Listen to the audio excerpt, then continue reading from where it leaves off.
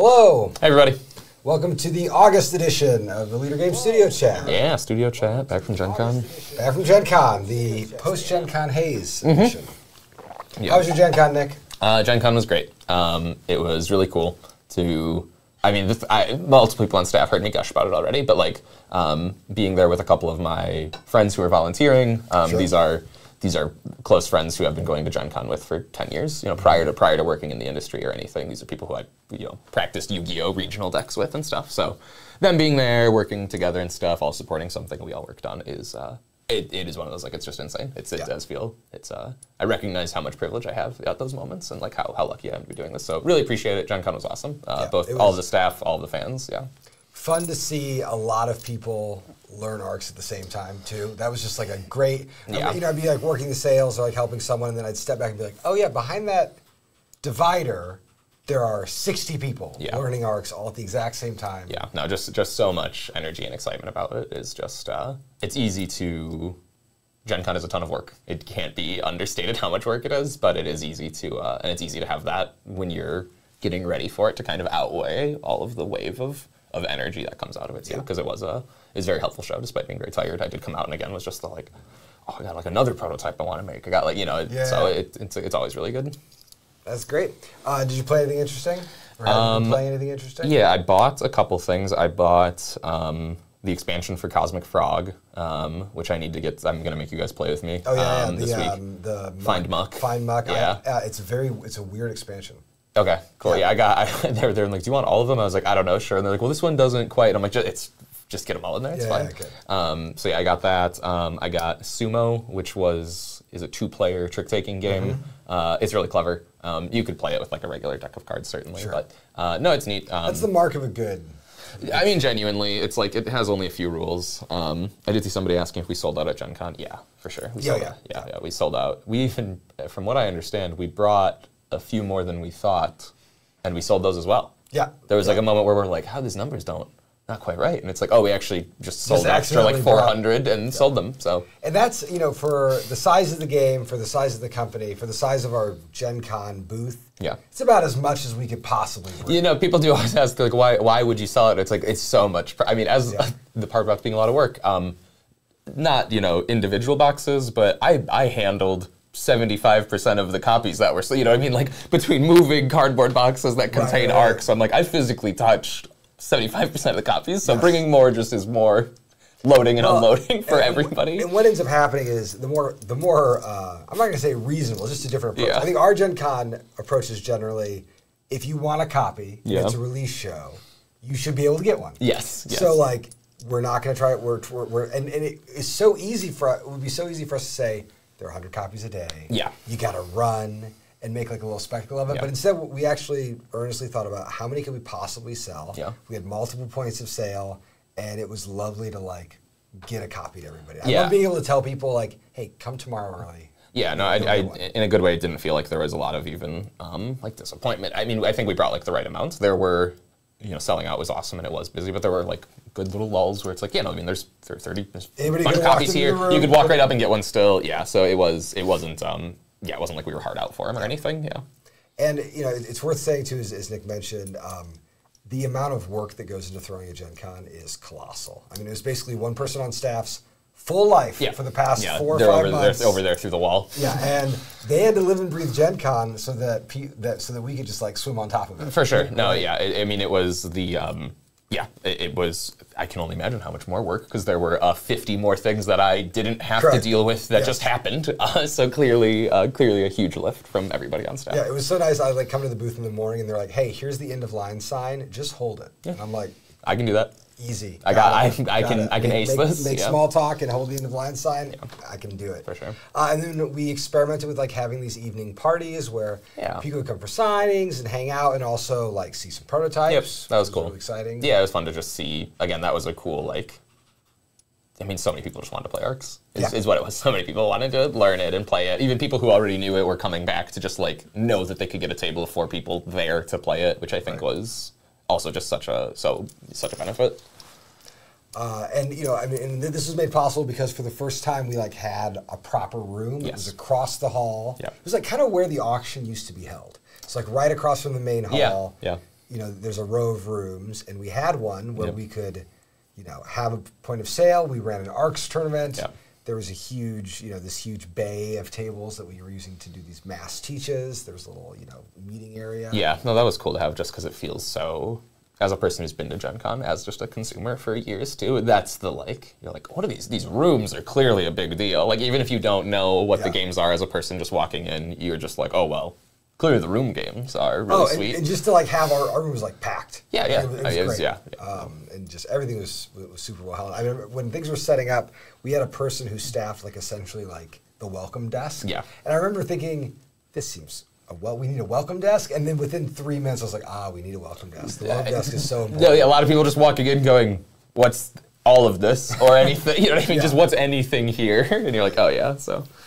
Yeah, I mean, it was good. And then the other thing I'll say about all the ARCS players is, we saw a ton of people playing ARCS everywhere. I mean, there was ARCS in the general hall, in the hotel. Yeah. I was seeing it basically anywhere you would see a game.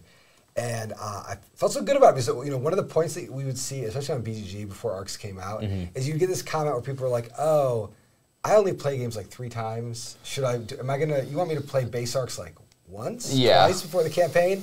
And what I loved seeing out of these tests were people being like, oh yeah, this is my 8th game of ARCS. I'm not ready for the campaign yet. Yes. And I'm like, the game is getting to precisely the people who it's for. Yeah, I mean, and how it's supposed to. I mean, working in dev and design, it's so easy to be, you're the closest one to the product, so it's so easy to expect everybody to engage with you at that level that you are at almost immediately, and it is such a good reminder in seeing all of the work that is there's just so much meat on the bones of ARCS and leaders and lore that it's just there's a feast there of gameplay. I still, pitching ARCS was so fun and good too, because it was you would explain so much stuff, and then it was oh, and what is it? And you're it's just $60. This nice little dense little box. I mean, it was you could see people, even just people who hadn't heard of it, were just impressed with the amount of unique things even just contained in one little package. So I think the fact that you would then just wave to a $120 other thing and people would just go oh, cool, I'm sure that's also insane. Right. That's and then they trust you because you've already presented a pretty unique game to them already that they don't just assume. One of the other things, one of my favorite things too, which we didn't get a chance to really do this year, maybe a little bit, walking the hall. Yeah, not much. And just, I don't think I even saw the whole thing, but as I was walking through it, it's this place where you get to kind of look at your work, compare it to what other people are doing. Yep. And I just felt really good about our what we're deciding to make. Yeah, for just sure. The amount of game per square inch in that box feels very good. Yeah, for real. And just the sorts of things that can produce. And it was a pretty cool Gen Con. There were a lot of interesting titles. There were. No, I mean I played a lot of stuff. A lot of little TCG spin-offs and all this other stuff. So that was fun. Yeah. So that was cool to do. But yeah, that was my Gen Con, and then I came back and I ate for a week, and I just filled up on all my favorite foods here. So that's where I was at for the week afterwards. I was doing wedding prep. My youngest sister was getting married, and my parents hosted the wedding. Oh, so cool. The wedding was on their basically in the backyard. Yeah, but it meant there was a lot of prep to do, and then in the evenings, I'm surrounded by a bunch of people who love playing games. I was like, wow, what if we just played through every Gen Con purchase? And it was probably the first time in my life where I'm like, okay, I got 5 or 6 games, and all of them have been played more than once. Yeah, no, that's insane. Day 1, it was let's play Harvest. And then day 2, it's well, we already played Harvest, let's do it again, and then maybe Casadero. And kind of what went through it. And it was really interesting to just sort of see what sort of folks have been up to in the space. I've been trying to get 3 different people to buy Slay the Spire on my behalf. I saw somebody they said they got it, and I had 2 of my friends who were there. I was one of them has 300 plus hours in Slay the Spire, and I was I've got him. This is And we go up, and he's I'm even trying to prime the pump. I'm oh, just it's a little expensive. I do know, just so you know, Aaron. And we get up and blah blah blah the whole pitch, and oh, how much is it? And they're 169, and he was he's I'll wait. I think a little bit. He was I was ready to spend $120, raw. But yeah, no, Slay the Spire looks so cool. Yeah, I mean it's such a production. It's all the sleeves, the playmats. I do think they're doing a retail version. I think that will be a little bit cheaper later, but no, Slay the Spire looked awesome. I was super jealous of everybody who has it, and I want somebody to buy it so I can play it and look at all the cards. Because I want it as just a collector's item thing. I've played a decent amount of Slay the Spire, but not enough that I can rationalize. I think I'm in the exact same, I like Slay the Spire fine. Yeah. but I don't like it. I haven't liked it enough to finish it with all the characters. Yeah, I mean, so I have a threw hard 25 time. hours at it maybe or something, yeah. So I can't rationalize it, but it is cool to see. It's super cool to see. I can get close to rationalizing. Yeah, oh yeah. I've been right on the edge. Right, yeah. And then, my oddest purchase, I think, I went to the Columbia Games wargaming. It's like a very old school wargaming company. They make block war games where you can't see your opponents. Oh, sure, like, yes. And they had the new edition of this old game, Julius Caesar, which I bought. Just kind of like, I like these block games. I've been playing them lately. And I have played it so much, and it is so wonderful. And I'm probably going to bring it to the office because it has one of the lightest rule sets. Sure. And just... the game just explodes. No, I mean I'll call it the Stratego mechanic because I Yeah, don't know if it has a different name. It I love the Stratego mechanic yes. in things. I think it's super sick. So. Well, in the one that like Stratego, because one piece beats another, so you are like the reveal is the thing, like the hidden information determines who wins the combat. Yeah. Most of the other block games, they're not that severe. It's Sure. like the hidden information is like, was your army a 3 or a 2? Sure. This is the whole. But what always happens is you play them is you always start the game being like, does this even need to be Fog of War? And then you get like halfway through the game and you're like, oh. I see why. I'm doing all sorts of like little piece juggling. Yeah, so great Gen Con. I mean, the other thing I'll say about Gen Con is that it is all of our shows that we do as a studio, which is really just 2. It's Gen Con and Unplugged, are also like staff retreats. They're also the place where we get to play games with each other. We get to show each other new prototypes. Some of those things we'll be talking about a little bit. Yeah. And they're just a time for us to like be at work but not be at work. So it's like as close to a staff retreat as we get. So I always really look forward to these let's try to get some lunches and stuff with people who you get less lunches with. Yeah, for sure. And you're right, chat. You are hearing, in fact, some. Yeah, and Nick can't stop fidgeting. No surprise. It's all right. You'll all be able to fidget with these coins soon.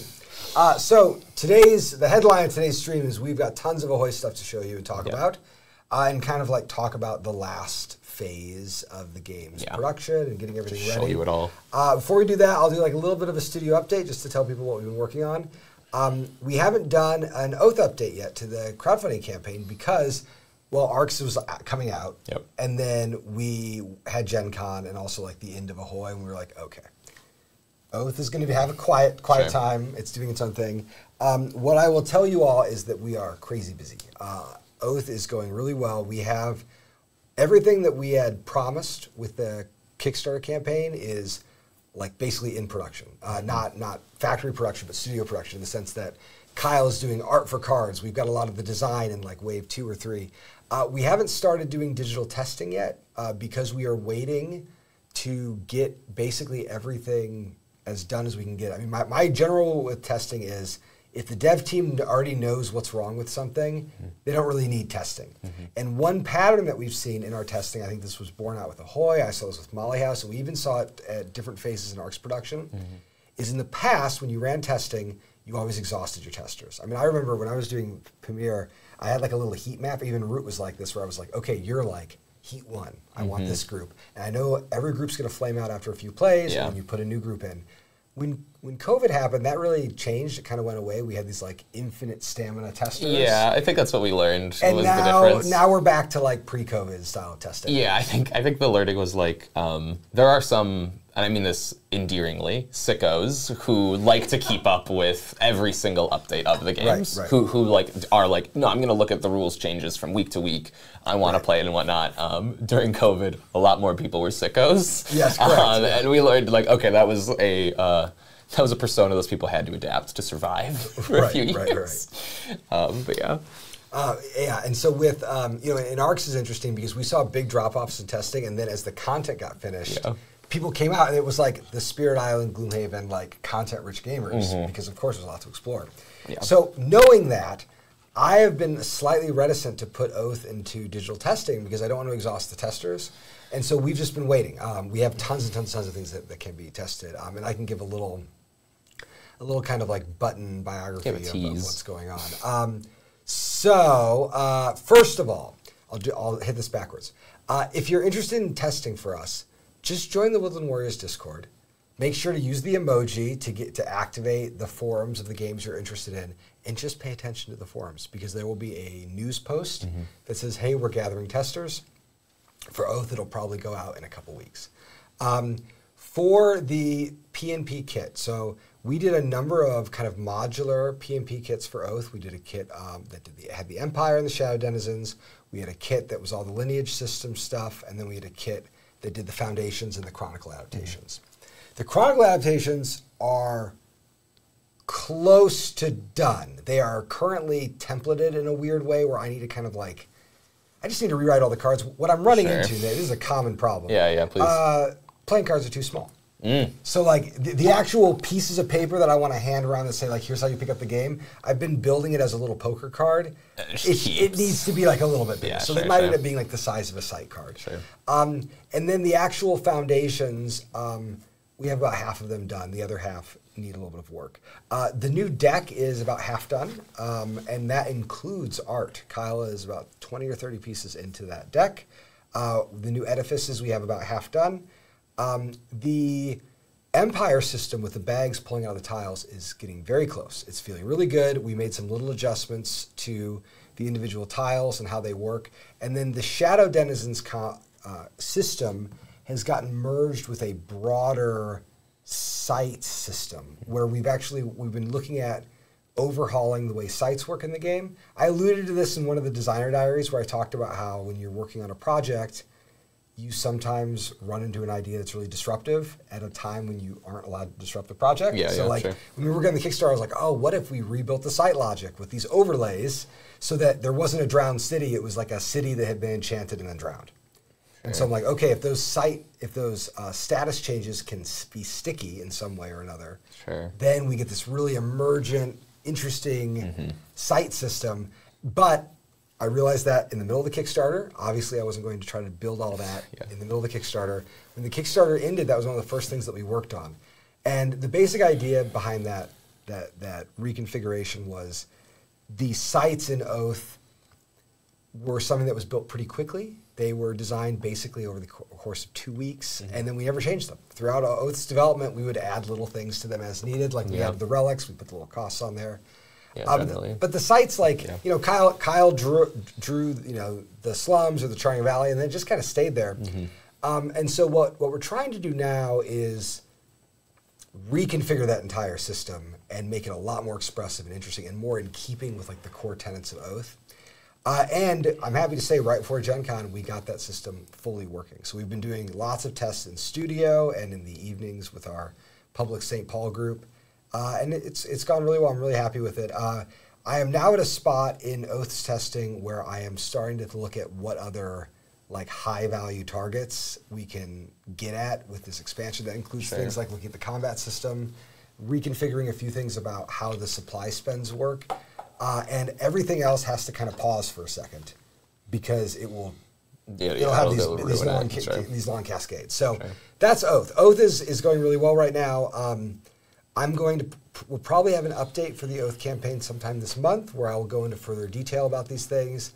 And then Oath will either enter digital testing sometime towards the end of this month or a few weeks after that. It depends. There are kind of a few things that need to be sorted out before that. But one thing I'll say about Oath is that we've been building it kind of in parallel to the Root project. And there have been times when Oath has been behind Root or ahead of Root or about at the same level. And actually in this small way, Oath and the Root project are like almost weirdly like in parity. Because I had a conversation this morning with Josh about starting the Root playtesting Discord. I'm like, oh, you're going to be launching that basically at the same time as we launch the playtesting Discord. So we'll just see how that goes. That's all new for us. That'll be. I mean that Oath. I mean, as you know, the biggest thing that's making those kits is the like 2 versions needing to maintain, 2 of them keeping your audience on track for the whole same thing is such an Oath. The new Oath content is a lot of various things. It's in that way. It's not just like a rule book. You just upload the one thing. Bank. No, and it's going to break the Oath mod. I mean, it won't break the TTS mod, but we have to be really conscious of like how we're folding that in. And thankfully, like we have a lot of help. We'll be able to get it to work just fine. But it's just going to take some sorting out. I was talking to one of the people who works on the Ahoy mod, and they were complaining about they're just like, Oh man, the Leviathan scoring, far better rules-wise, programming-wise, a nightmare to try. I was like, oh sure, yeah, I'm sorry, I didn't, yeah, no. Yeah, this is how it goes. Good luck. And then for other studio stuff, you know, the team showed a lot of internal prototypes that we had to other team members at Gen Con. It went really well.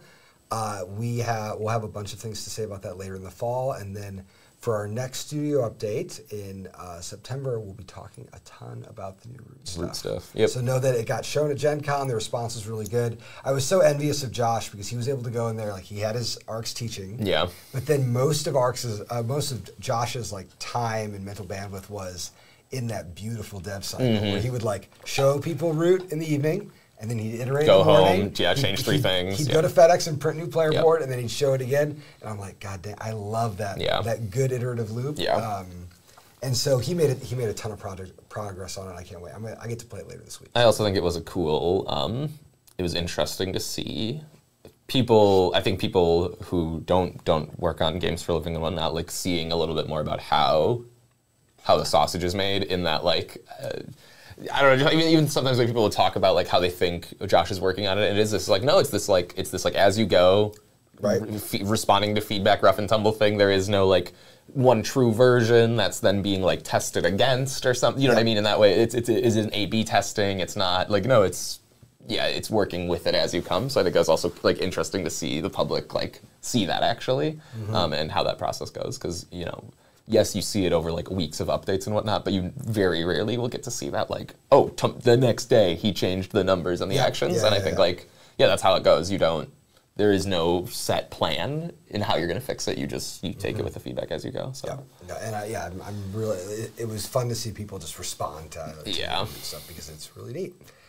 Cool, so that is the general studio update. Things are busy here. I had somebody ask me at Gen Con about like, some of the documentary stuff that we've hinted at, and I just wanted people to know that like that is also in progress. We don't know how it's going to look yet, though. You got first. I'll speak on it. I don't know anything about it really. You got to collect footage though first, right? Certainly, I've watched a bunch of documentaries that got to collect footage for a few years before the story happens. But first few years of footage, right? So who knows?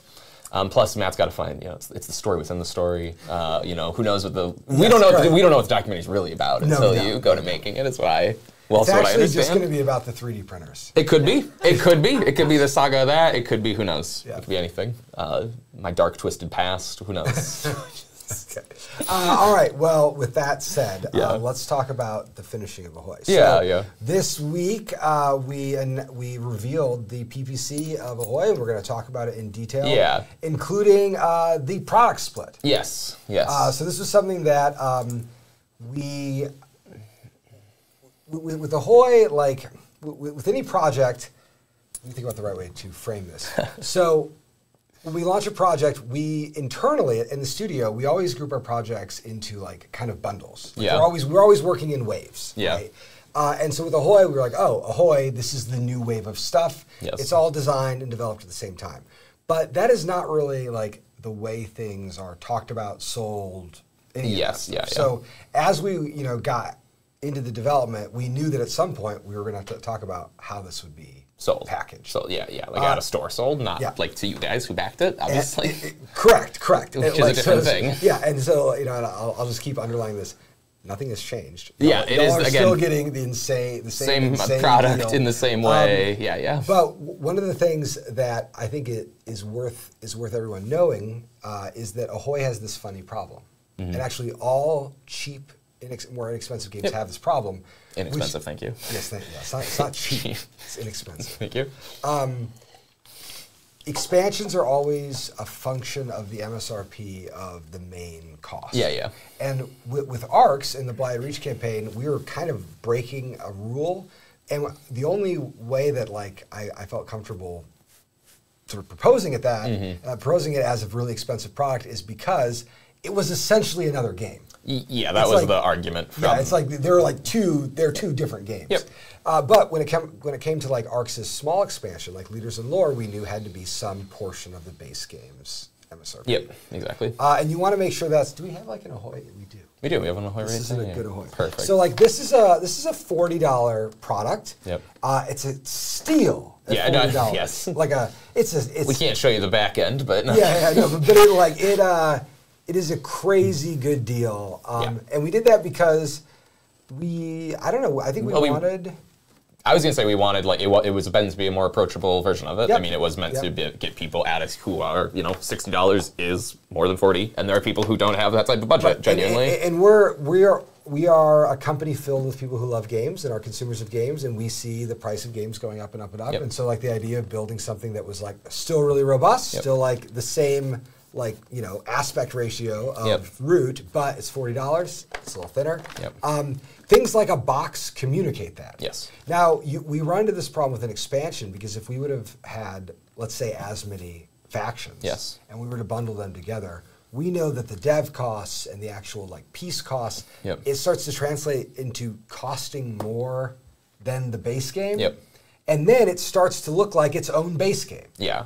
So like if we had put everything in New Horizons in a box just like this, someone's gonna walk in front of that and think, is this like Dominion and can I get just this? Yeah, or is it like Dune Uprising right. or whatever? Yeah, exactly. And so that is like a mortal problem. Yes. That is the highest level problem you can have because you don't want there to be confusion about the intro. About what do I buy? Yeah, just simply. Yeah. And so the idea of putting the expansions in 2 smaller boxes is like, it's the most obvious thing in the world because you need to communicate that they are expansions. Yeah. They belong to this. We can use a similar aspect ratio, but a smaller box size. Yeah.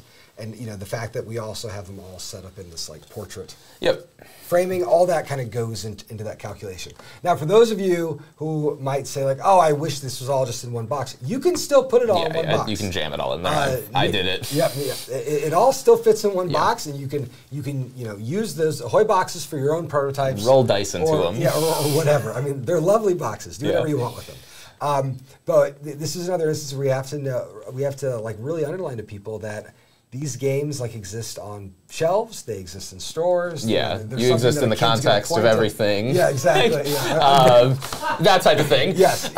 So yeah, no, but I mean genuinely, I always tell people, I'm like, you're threading multiple needles at one time is really what it's about. And so the product split was, ops-wise made a lot of sense, creatively made a lot of sense, and then even dev-wise at some point became an obvious choice when the team mode became a really robust thing. It was such a clear thing where it's like, 2 players can now, it was about who we expect to approach the game for also their player count, right? And by splitting them this way, if you play Ahoy just 2-player, you can buy one product, the smaller one, you get 2 new factions, you can do team mode now, and you don't need to touch the 3 and 4 player stuff if that's not normally what you play. So that was the other, just from a gameplay standpoint, made a lot of sense. So I think what I want to do is talk about maybe just like the boxes and where the content is, and then we can go through the actual... Yes, that sounds good. Yeah, it does all fit in base Ahoy box. You need to bin the insert. I will tell the nice insert that's in there. You got to give things up. You can't have it all in life. Correct. But yes, so we'll go to the main line boxes here. Yeah. So let's just start with these. I just want people to like see. This is how it all. Like what you're looking at. Like we're talking about this. We got a nice little binder. And these are the 2 expansion boxes. You can combine them to make one contiguous image. Wow. And it's fabulous, and Kyle did such a good job, and I remain just so impressed. But yeah, no, so these are the 2, these are the 2 expansion boxes, normal stuff, all the information on the back, same bindings and everything, so you can lay them out all how you want. And these are the PPC copies. They are not the final copies. So for instance, I know that we're like playing with some font size. Yeah, on the cover. There's like a bunch of little changes. Yeah, there's a bunch of little small things. If you feel weird about it, I probably feel weirder about it. That's all I tell me when you're looking at these. You're like, if you ever see something and you're like, oh, is that like? I'm sure I'm aware. We're on the details at this point. It is just a bunch of. I tell people like it's the not fun part of changing and fixing games. It's like, do we bring this gradient up like 4 millimeters? Yeah, exactly. To just get a bit is the corner? Should we increase the corner radius by a couple degrees? It's as interesting as we find this stuff. We know that you do not. Yeah, so and it's just back and forth emails is what it looks like on the production side. So talk about what's in each box. Yeah. So Rivals and Renegades is the expansion that contains the Blackfish Brigade and the Shellfire Rebellion. So this is what I would call, I guess, the 2-player box, right? If you play only 2-player, this is the only one you need. You don't need to worry about Fang and Fortune right now. So, I mean, and also, this is a factory copy, all the cutting and stuff is, just a factory copy, so if it looks funny, it might be a little funny. So these pre-production copies are made in workshops. Yeah. They're using things like crickets. Yeah, exactly, to get the edge and stuff. Instead of an actual punch. But, I mean, yeah, just like Ahoy, you got your 2-player boards, double layer, little things that got added along the way for cute stuff. There's like these little kind of mini boards that come now. So the Shellfire has this little board to hold their range die, so you can put your range die here kind of off to the side, so you get this cute little piece. Range dice are here. Well, the game only comes with one. It only comes with one of them. Where, again, you get 6 samples for reasons. Changing some little things on that. Of course, all of the cool screen printed wood now that you get, because the game now has screen printed wood, again, to help distinguish between when you do team mode, you gotta know whose yellow ships are whose and whose blue ships are whose. So we got all that stuff. And then just the cards and all the other stuff in there. But yeah, a little deck of cards, stickers. The little punch board for the pledge markers, for the smuggler when they come in there and all that stuff. So I'll say a couple things about the art here. When Nick was originally working on Ahoy, the player board art was done fairly early, but before we really knew what the player boards were going to look like. Yes. So a lot of the art ended up getting covered up by UI. Yeah. And with this version, it was one of the last things that was done. Yeah. And so, I mean, from the beginning, we were trying to be way more intentional. I know Patty cared a lot about it. I cared a lot about it. Kyle did too. It was this just like, if you're drawing all this cool character art, let's make sure the characters are in the spots. So it's like, it's little nice things where it's like, you can see most of the turtles on the board. You know what I mean? The whales are actually hanging out here. And of course, that art's also on the back, like the base game. But it was, every iteration, you learn something, right? Right. I mean, it's part of the reason I love making games is, I think every single one we've done is better than the last one. Yep. Just a little bit every time. But yeah, so this is that one. You can play team mode with this, has all the rules you need for it. This is the base game stuff. Or not base game, the military factions, I suppose, is the way you talk about it. Well, and so there was a big discussion in studio about 2 different proposals for the split. So in one version of the split, the yellow and the blue got divided. Yep. Into 2 factions, into 2 boxes, yep. And then the Sea Monster and the Coral Cat Pirates got divided. Yep. And the logic behind that split was like, well, each box will give a little something for the 2 for all players. For all player counts. But once the team mode really started taking off, it made sense to say like, well, no, there's 1 box for lower player count. Yeah. And then 1 for the higher. Yeah. And I think that also kind of mirrors the Riverfolk logic, where it's like, here's the expansion for the high player count games. I think it's definitely about it's about play styles and just how, I mean, it was about if you're only going to be able to get one of these because of how you play the game, we don't want to just make you now have to buy 2 of them also to get to round out the content you wanted if you're only a 1 player versus 3 players, so that's that. It was an interesting decision because it was one of those things that I think everyone on the staff cared about it, but I don't think anyone was a partisan for one. Yeah, it took a lot of. It took a lot of discussion. I just feel like I had a lot of meetings where you or I or someone else in the meeting would say I don't know which one of these is best, and we also, but it was just fun to make a decision without a care. No, it felt right too. It was one of those things where it's like you were always playing devil's advocate against yourself. You're like, oh, I argue for this, and then afterwards explaining, you're like, but also it might be a bad idea because these 3 other reasons. So that's kind of how it goes. But yeah, then Fang and Fortune is the other expansion here.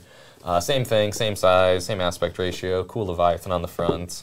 And then again, you've got player boards, double layer player boards. Again, one of these cool kind of bonus board, what they eventually became called. So again, just keep track of all your little Leviathan stats. So giving you, again, just kind of more of that flavor and whatnot. I mean, what we learned is, and something I've learned even working on games here, it's giving Kyle good space to do work is also an important thing.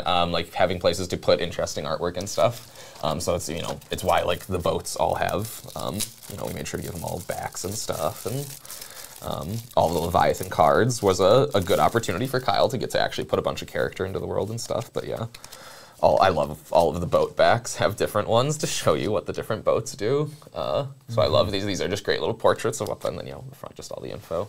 Camera over here. And then, of course, more screen-printed meeples, Leviathan, maybe the coolest one by far. 4 heads. You have multiple of these you can use. And then the little Coral Cat boats, which also were, I think, an important development for the studio in terms of making stuff, because these are multicolored screen prints, or heat transfer. I don't know exactly how they're made.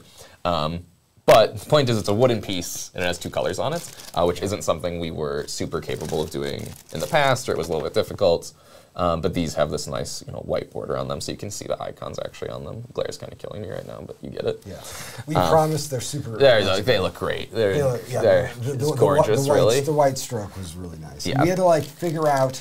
I think weirdly that icon didn't exist in that form, and so we had to redraw it, right? So the opposite, actually. Oh, it was these were the original island icons, way back when we first did icons for Ahoy.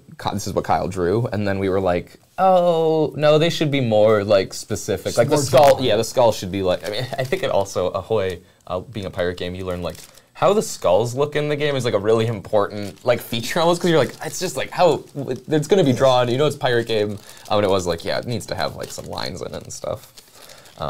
But yeah, so this is the 3 to 4, what I would call the 3 to 4 player expansion, obviously. And also comes with all the screen printed wood. Oh, this little baggie with this angry guy on it to hold all your job tokens. That was one of those art pieces where we're we got to put this more places.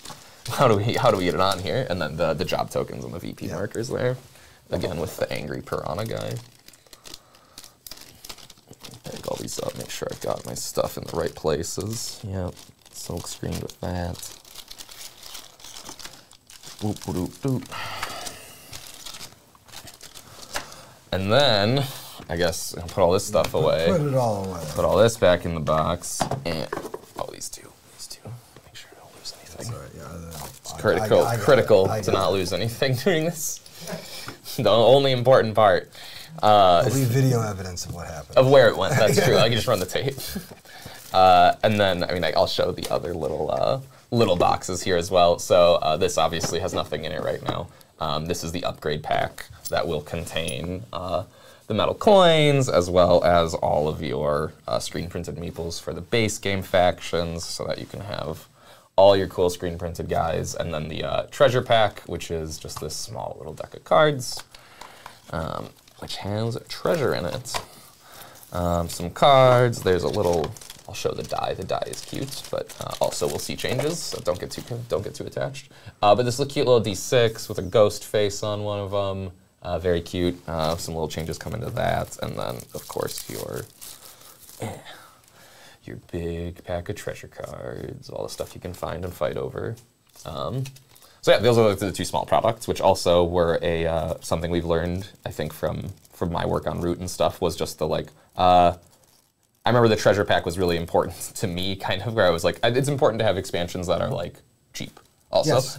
Having little things that people can tack on to their game experiences and whatnot that aren't these full. It's also why I get Leaders and Lores in the same thing, where it's this I'm at the store, I'm do I want to spend $15 more on this game to get a little more out of it? And it's people for gifts, for little purchases and stuff. There was a Kevin Wilson interview where he talked about how get this die the longer he worked in the game industry, the more he stopped thinking about individual games and started thinking more about lines. Yeah. And it's not. I think there's a cynical way you can read it, being it's about extracting the most money. No. And it's no, it's actually about trying to extend the life of the game. Yeah, it's about it's about player retention.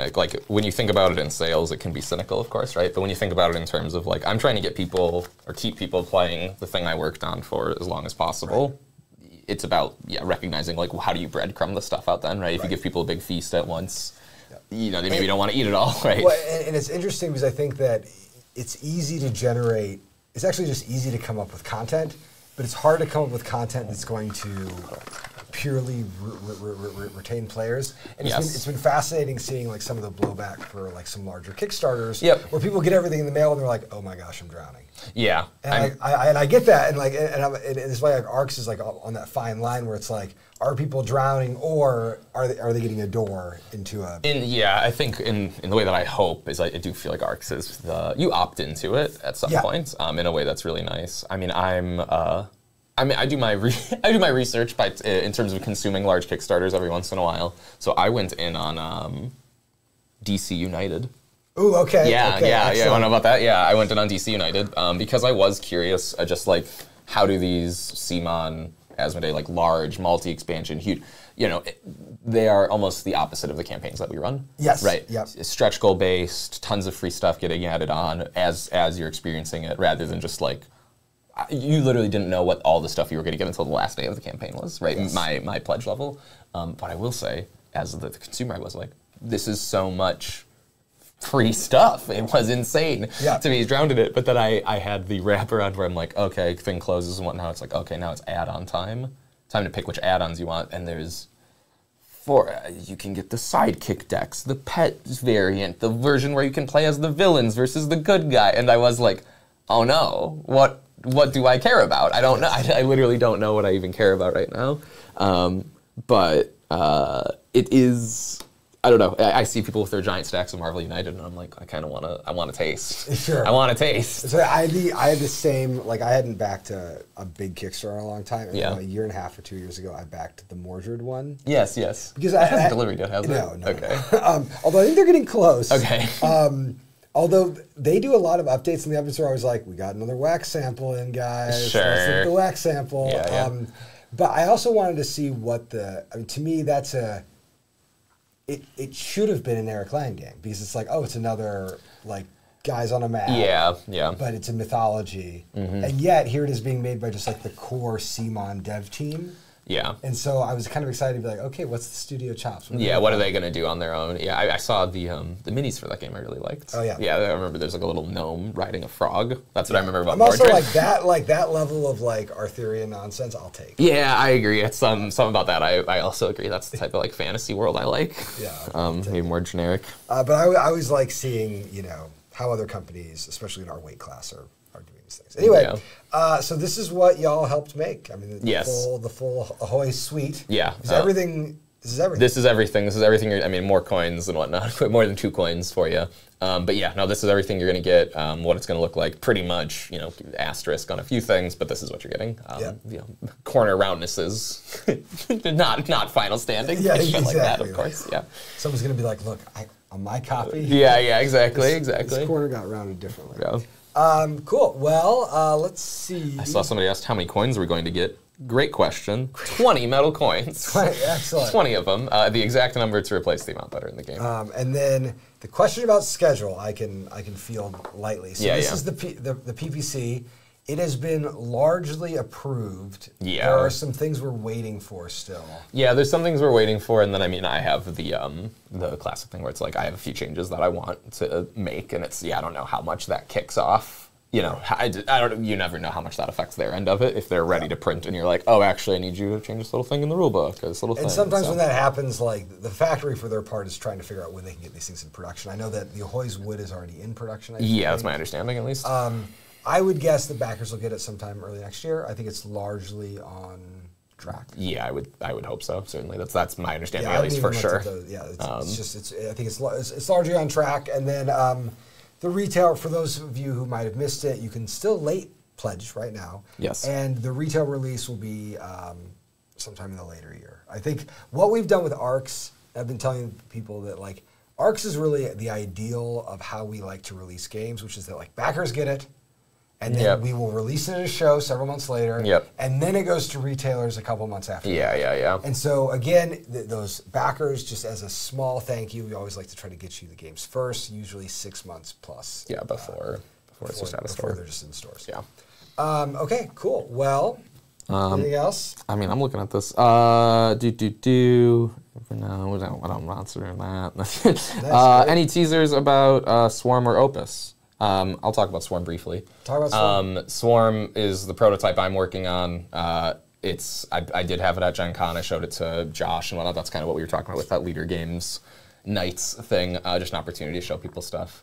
You know, in broad strokes, it's a 2-player logistics pick up and deliver game.